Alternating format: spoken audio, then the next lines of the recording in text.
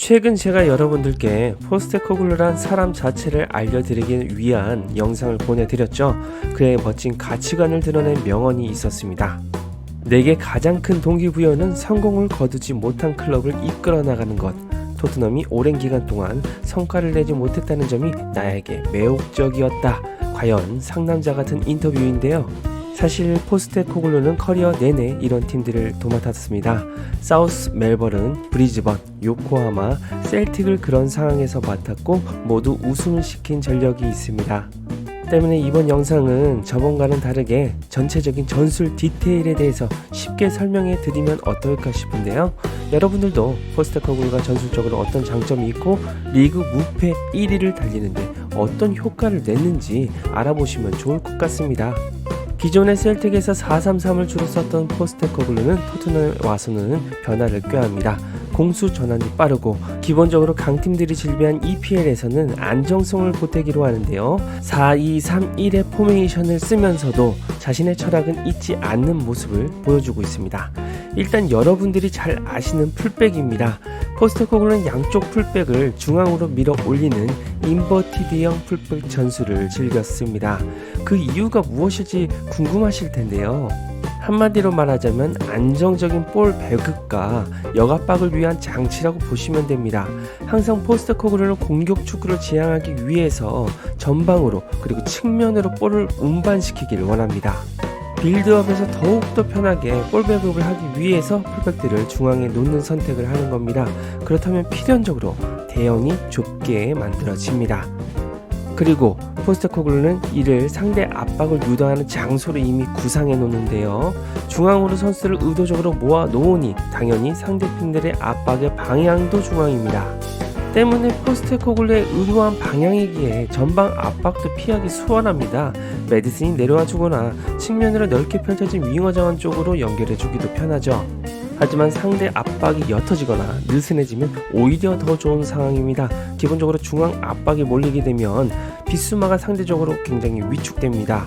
하지만 견제를 받다가 풀리면 비수마가 짐승이라는 별명처럼 무섭게 볼을 운반해 나갑니다. 당연히 더 빠른 속도로 빈 공간에 패스를 뿌려줄 수 있습니다. 그렇지만 저번에도 말씀드린 것처럼 내려앉는 두 줄 수비도 토트넘의 고민거리지만 가장 큰 위협은 수준급 전방 압박입니다. 빅클럽들이 추구하는 전방 압박이 정말 확실하게 공략된다면 토트넘은 위험을 초래합니다. 이미 맨유, 아스날, 리버풀을 상대로 그 위협은 겪어봤죠. 하지만 이럴 때는 골키퍼 비카리오를 영입한 이유가 그 해답이 됩니다. 비카리오가 반더벤, 로메로와 함께 빌드업 대형에 합류하게 됩니다. 선방도 잘하고 빌드업도 잘하고 진짜 비카리오는 꿀영입이에요. 자, 포스테코글루는 좌측 윙백과 우측 윙백을 다른 활용도로 사용합니다. 일단 우도기는 적극적인 침투 자원으로 쓰는데요. 윙어에게 패스를 주고 안으로 뛰어 들어가는 패턴과 메디슨에게 주고 중앙으로 뛰어 들어가는 패턴도 씁니다. 이렇게 활용하는 이유는 동료들에게 집중된 수비진을 분산시키려는 의도가 분명합니다. 원톱에 있는 손흥민의 고립도 풀어줄 수 있으면서 침투 후의 변수들도 창출이 됩니다. 그리고 우도기 자체가 드리블 돌파 능력이나 볼 간수 능력이 되는 선수이기 때문에 이런 활용이 가능합니다. 우측 풀백은 다릅니다. 우측 풀백인 포로는 사르와 포지션을 수합하면서 사용됩니다. 사르의 침투에 맞게 사르의 자리를 커버하는 움직임을 보여줍니다. 때로는 수비형 미드필더 자리까지 포로가 커버합니다. 손흥민의 골 장면에서는 포로가 사르의 자리까지 올라가서 위치하면서 손흥민에게 결정적인 침투 어시스트를 날리기도 했습니다. 이번 시즌 가장 크게 바뀌었다고 느끼는 센터백 부분입니다. 센터백은 포스테코글루가 가장 많은 책임을 부여하는 포지션입니다. 때문에 많은 능력이 요구되고 수준급 센터백들이 있어야 하는데요. 포스테코글루는 일부러 적은 숫자로 후방 빌드업의 대형을 꾸립니다. 이는 상대 팀들의 압박을 유도하는 아주 매혹적인 먹잇감이죠. 로메로와 반더벤은 정말 아슬아슬해 보이는 후방 빌드업을 진행하는 선수들입니다. 하지만 여기에서 그들이 이런 위험한 연출을 하는 이유는 뚫어내기만 한다면 바로 찬스이기 때문입니다. 상대의 뒷공간들이 비어있기 때문에 이런 빌드업을 하는 것입니다. 그렇지만 아무리 그렇다 하여도 풀백들도 전진해가는 만큼 후방에서 도와줄 인원이 부족한 것이 사실입니다. 그래서 포스텍이 구상한 비법은 바로 메디슨이었죠. 메디슨이 현재 EPL 도움 1위를 기록할 만큼 창의성 있는 미드필더의 표본을 보여주고 있습니다. 혹자들은 메디슨이 토트넘에 올 때 섀도우 스트라이커에 가깝다면서 그의 도움 본능은 철저히 무시했는데요. 하지만 메디슨은 5개의 도움으로 리그 선두를 달리는 미드필더입니다. 그런데 이런 메디슨은 기본적으로 아래로 내려오는 플레이를 많이 해줍니다.